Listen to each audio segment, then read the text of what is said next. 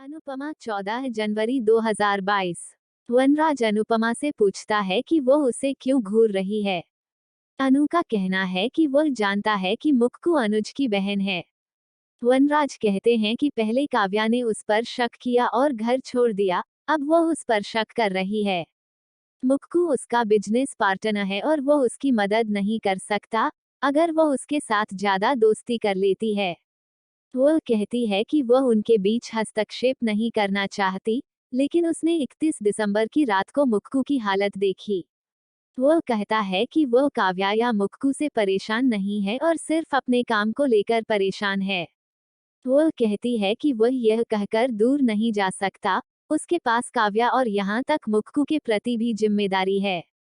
उनका कहना है कि मालविका के साथ उनके पेशेवर संबंध और कंफर्ट जोन है और अगर मालविका को काम पर मस्ती करना पसंद है, तो वह भी करते हैं और कुछ नहीं है। वह कहती है कि ऐसा नहीं होना चाहिए। बा ने समर को लॉन में अकेले बैठे हुए देखा और पूछा कि क्या उसने नंदू से लड़ाई की है।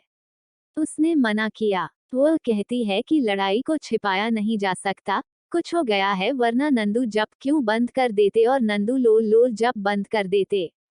वह कहता है कि वास्तव में वह नंदिनी से शादी करना चाहता है ताकि वह घर के कामों में भाभी की मदद कर सके। बा पूछते हैं कि क्या उन्हें अपनी शादी के बारे में सीधे बात करने में शर्म नहीं आती है। उनका कहना है कि चाहिए।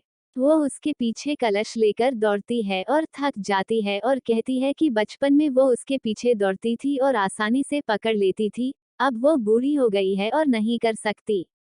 वो कहता है कि वह सदाबहार है और उसकी गोद में है। वे दोनों थोड़ा मजाक करते हैं, फिर वह पूछती है कि क्या वास्तव में उसके और नंदू के बीच कोई समस्या नहीं है।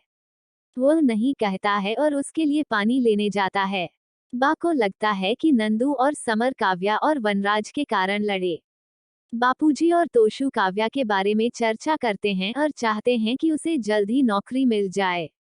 बा को उंदियू पकवान बनाते देख समर उत्साहित हो जाता है।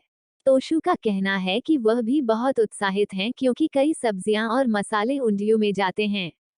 बापूजी कहते हैं कि उनके जीवन की तरह ही जहां सुख, दुख, नाटक, त्रासदी, त्योहार आदि उनके जीवन में आते हैं। वे चारों अपने जीवन में पिछले साल हुई सभी घटनाओं पर चर्चा करते हैं और आशा करते हैं कि यह वर्ष उनके लिए बुरा नहीं है। बापूजी कहते हैं कि जीवन उन्हें एक पैकेज में थोड़ा सा सुख, थोड़ा गम, टूटे हुए सपने और पूरे हुए सपने, सब कुछ एक पैकेज में देता है। बा कहते हैं कि बड़ों को उम्मीद करनी चाहिए कि उन्हें सभी दुख और समस्याएं मिलें और छोटों के लिए खुशी छोड़ दें। समर कहते हैं कि आइए हम नकारात्मक बातें करना बंद करें और संक्रांति का त्योहार चिक्की तक गुड़ के साथ मनाएं और पतंग उड़ाएं। समर मामाजी को याद करता है और उसकी नकल करता है। अनु अनुज के पास जाता है और कुछ कहता है। अनुज का कहना है कि वह उसे सुन नहीं सका। वह दोहराती है। वह कहता है कि वह फिर से नहीं कर सकता। वह उसे अब ध्यान से सुनने के लिए कहती है और कहती है कि कुछ रिश्ते दोस्ती से ज्यादा लगते हैं, लेकिन वे दोस्ती हैं। वह समझाने के लिए धन्यवाद कहते हैं और कहते हैं कि कुछ रिश्ते दोस्ती की तरह दिखते हैं लेकिन दोस्ती से ज्यादा होते हैं। वह कहती है कि अगर वह भूल गया तो वह उसे याद दिलाएगी। वह कहता है कि निश्चित रूप से केवल वही कर सकती है और उसे रोमांटिक रूप से देखती है। उसे शर्म आती है।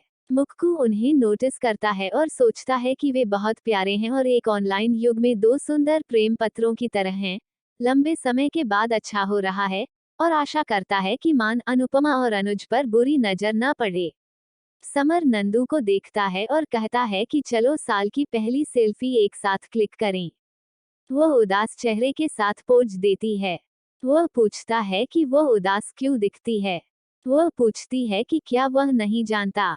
वह पूछता है कि क्या काव्या के चले जाने पर उसका मूड ठीक नहीं है।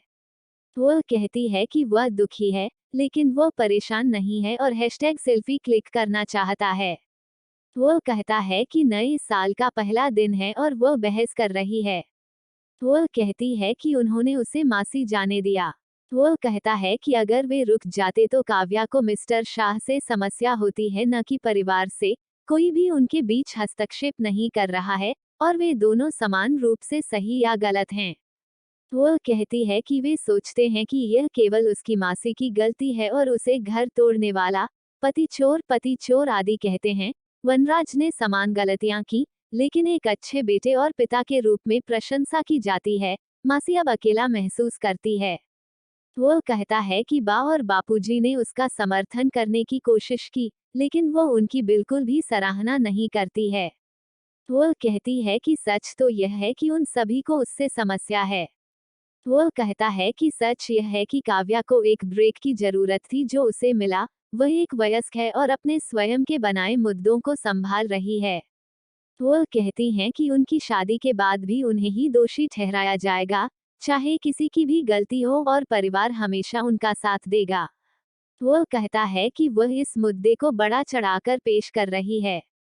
बा ने उनके तर्क को नोटिस किया और उन्हें अंदर बुलाया। वे उसके पास गए। वो उन्हें लाठी देती है और लड़ने के लिए कहती है। वे पूछते हैं कि क्या उसने उनकी लड़ाई देखी। वो कहती हैं कि पूरे मोहल्ले ने इसे देखा होगा और उन्हें घर के अंदर लड़ने के लिए कहा, न कि बाहर।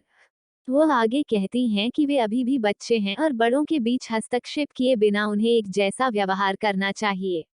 नंदिनी का कहना है कि वे पहले से ही हैं और कहते हैं कि उनकी मासी को हमेशा दोष दिया जाता है, खासकर बा द्वारा।